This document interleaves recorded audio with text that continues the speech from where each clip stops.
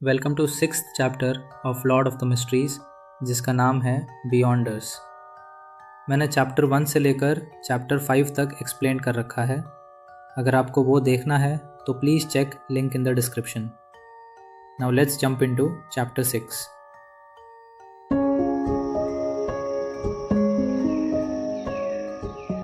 Grey fog के बीच खड़े वो तीन लोग न सिर्फ एक ही लोन लैंग्वेज बोल रहे थे, बल्कि उनके चेहरों पे एक ही टेंशन, एक ही डर, एक ही ग्रिम सी फीलिंग थी। ये जगह कौन सी है और मैं यहाँ क्या कर रहा हूँ? जॉ मिंग्रोई ये सवाल अपने आप से बार बार दोहरा रहा था, बिल्कुल वैसे ही जैसे सामने खड़ी वो कपल सोच रहे थे। अपने आप को शांत करते हुए उसने उनके ही सवालों को मन में रिपीट किया।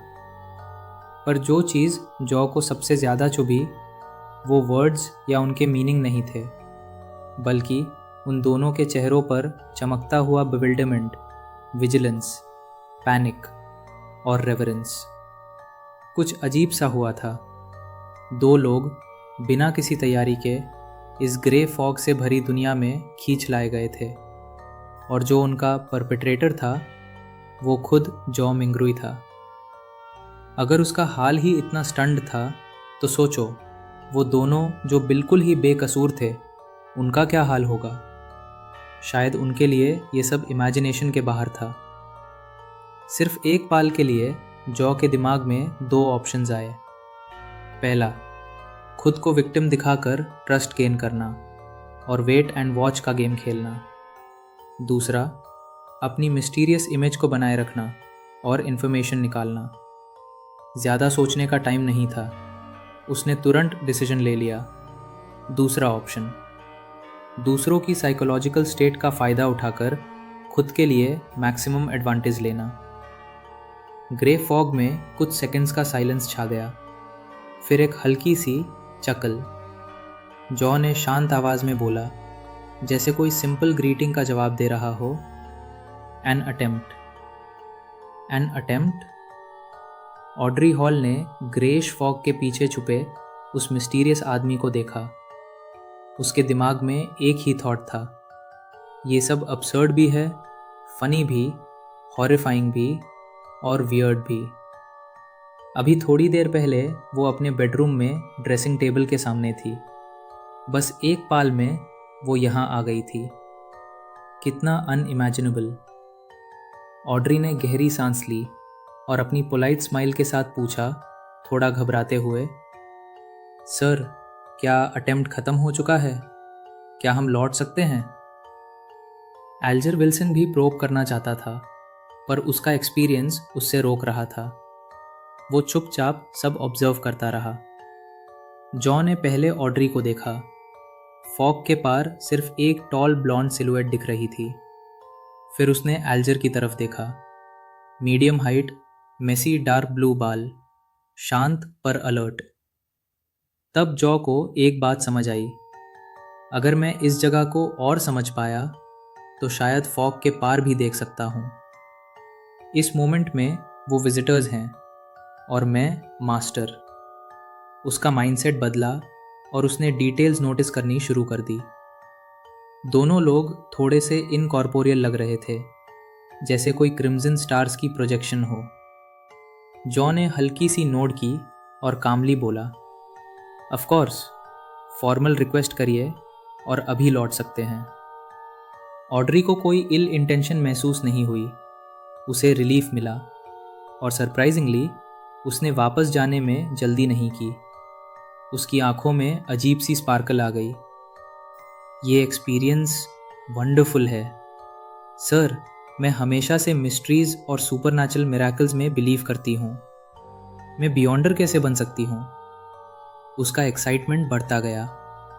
गुड क्वेश्चन, मुझे भी जवाब नहीं पता, जॉ ने मन ही मन सोचा। उसने अपनी मिस्टीरियस इमेज बनाए रखने का सोचा, और तब एक और ख्याल आया, ये जगह थ्रोन के बिना अधूरी है। जैसे ही ये थॉट आया, ग्रे फॉग घूमने लगी। अगला ही पाल, उनके आसपास टावरिंग स्टोन पिलर्स खड़े हो गए। ऊपर एक ह्यूज डोम, बीच में एक लॉन्ग ब्रॉन्ज टेबल और दोनों तरफ हाई बैक क्रिम्जन चेयर्स।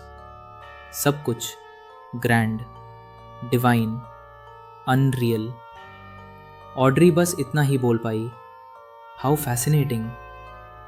एल्जर ने थोड़ी देर बाद बोलना शुरू किया, churches, beyonders, sacrifices, iron age. Audrey सुन रही थी पर श्योर थी, मैं अपनी फ्रीडम नहीं खोना चाहती। एल्जर ने थोड़ा सोचा और फिर बोला, मेरे पास 2 सीक्वेंस 9 पोशन फॉर्मूलाज हैं।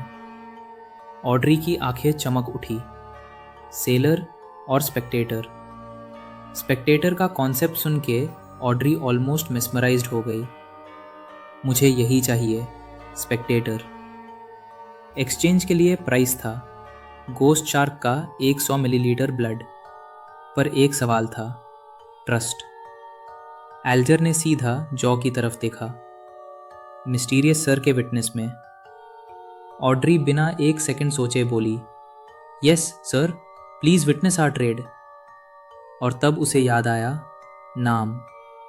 सर, हम आपको क्या बुलाएं?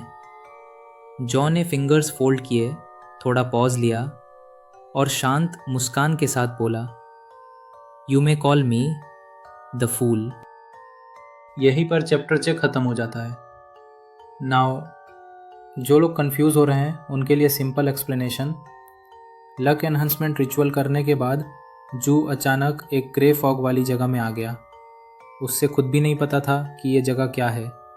जब उसने वहाँ पर 2 क्रिम्जन स्टार्स को टच किया तो ऑड्री और एल्जर बिना जानबूझ के समन हो गए। ये सब एक्सीडेंट था, प्लान नहीं। अब सोचो, ऑड्री और एल्जर के पर्सपेक्टिव से देखें तो एक बहुत ही मिस्टीरियस और पावरफुल आदमी ने उन्हें अचानक उठाकर यहाँ बुला लिया। इसलिए दोनों ज़्यादा पोलाइट, डोसाइल और कॉशियस हैं। उन्हें बिल्कुल आइडिया नहीं है कि उस मिस्टीरियस गाय की पावर्स का कितना एक्सटेंट है।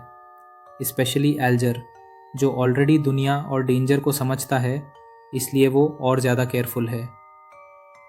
बियॉन्डर्स, ओशंस और सीक्वेंस फार्मूला की बातें थोड़ी कंफ्यूजिंग लग सकती है। उनके बारे में आगे स्टोरी में डिटेल में एक्सप्लेन होगा। बस अभी के लिए इतना याद रखो कि ये पावर्स का सिस्टम है इस दुनिया का। और हाँ, जो टेबल और चेयर्स अचानक अपीयर हुई वो इसलिए क्योंकि जू ने मन ही मन सोचा कि ऐसा होना चाहिए और ग्रे फॉग ने उसकी थॉट को रियलिटी बना दिया। सिंपल में बोलें तो जू भी सीख रहा है और बाकी सब लोग उससे ऑलरेडी एक गॉड लेवल एंटिटी समझने लगे हैं। इसी के साथ ये वीडियो यहीं पे ख़त्म करते हैं। मिलते हैं अगले वीडियो में चैप्टर 7 के एक्सप्लेनेशन के साथ। Thank you for watching.